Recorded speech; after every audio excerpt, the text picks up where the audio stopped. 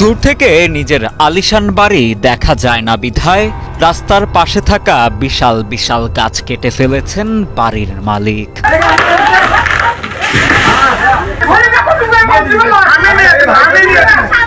সম্প্রতি বগুড়ার গাবতলী উপজেলায় এমনই এক অভিযোগ উঠেছে স্থানীয় এক বিএনপি নেতার বিরুদ্ধে। এভাবেই সড়কের পাশে পড়ে আছে গোড়া থেকে কেটে ফেলা আম, বেল, চালতা, জলপাই সহ অন্তত 15টি ফলজ গাছ। জানা যায় বগুড়া গাবতলী উপজেলার নেপালতলী ইউনিয়নের কালুডাঙ্গা গ্রামে বুরুজ ভিটাপাড়া সড়কের পাশে বছর 20 আগে গাছগুলো রোপণ করেছিলেন স্কুল শিক্ষক আব্দুর রহমান প্রামাণিক ও তার ছেলে মশিউর রহমান। এতগুলো ফলজ গাছ কেটে ফেলায় ক্ষোভ প্রকাশ করেন গাছ রোপণকারী।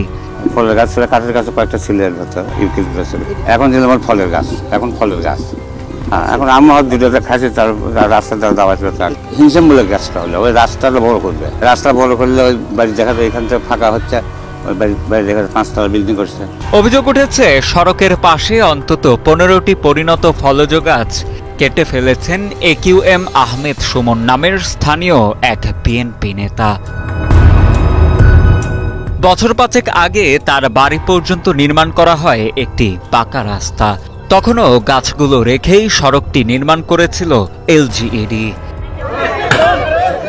কিন্তু পরবর্তীতে ক্ষমতার দাপটে দলবল নিয়ে এসে প্রায় 20 বছর বয়সী এসব গাছ কেটে উজাড় করেছেন অভিযুক্ত AQM সুমন। অনেক লোক ওরা কিন্তু বিল দখল করার জন্য লোক আছে, 1-150 লোক।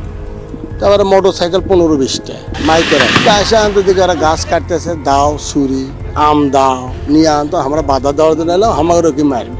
আমার ওকে এক প্রকার চাকু টাকু বাই করে আমরা ভয়ে আমরা দৌড়ে মেরে চলে যাই। আর মনে হয় 8-9 মণ আম ছিল, সবাই এই আমগুলো ছিটে ছিটে মানুষে কুড়ে নেওয়া চলে গেছে। আর এই আমগুলো সবাই খাচ্ছিল।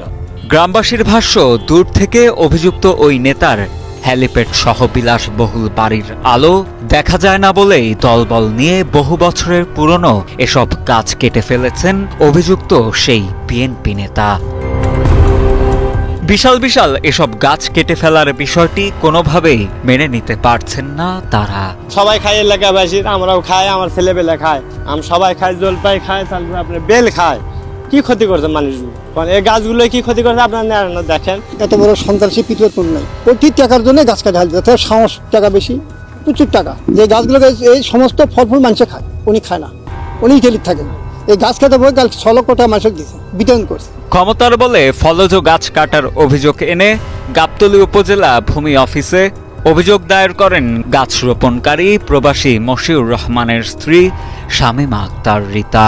তবে ওর অনেকদিন থেকে গাছটা কাটা নিয়ে অনেক ওর সমস্যা, বারবার গাছ কাটা নিয়ে। কিন্তু আমার সাহেব বলতেছিল যে কিসের জন্য গাছটা কাটতে, গাছ তো কোনো সমস্যা করে নাই। রাস্তার জায়গা, গাছের জায়গা, বা এই জায়গায় ধানও ছিল আমাদের, ধান কাটা হয়ে গেল, হঠাৎ করে আপনার কাটে ফেলাইল। এ বিষয়ে সংবাদ সংগ্রহ করতে অভিযুক্ত AQM সুমনের বাড়িতে গেলে বাধার মুখে পড়তে হয় গণমাধ্যম কর্মীদের। তবে মুঠোফোনে অভিযুক্ত সুমন জানান, সড়ক সম্প্রসারণের জন্যই কাটা হয়েছে গাছগুলো। প্রশাসনকে না জানালেও সংশ্লিষ্ট দপ্তরে জানিয়েই গাছগুলো কাটা হয়েছে। অভিযোগের ভিত্তিতে বক্তব্য হচ্ছে যে আমি কোনোভাবে এখানে অভিযুক্ত না, এখানে গ্রামবাসী এই গাছগুলো কেটেছে। আমি গ্রামবাসীর মধ্যে একজন, 2-3 হাজার লোক বাস করে, তাদের মধ্যে আমি একজন। তবে স্থানীয় উপজেলা প্রশাসনের ভাষ্য, কোনোভাবেই সরকারি সড়কের পাশে থাকা গাছ এভাবে কাটার নিয়ম নেই। তাই বিষয়টি তদন্ত করে যথাযথ ব্যবস্থা নেওয়ার আশ্বাস দেন বগুড়া গাবতলী উপজেলা নির্বাহী কর্মকর্তা নুসরাত জাহান বন্যা।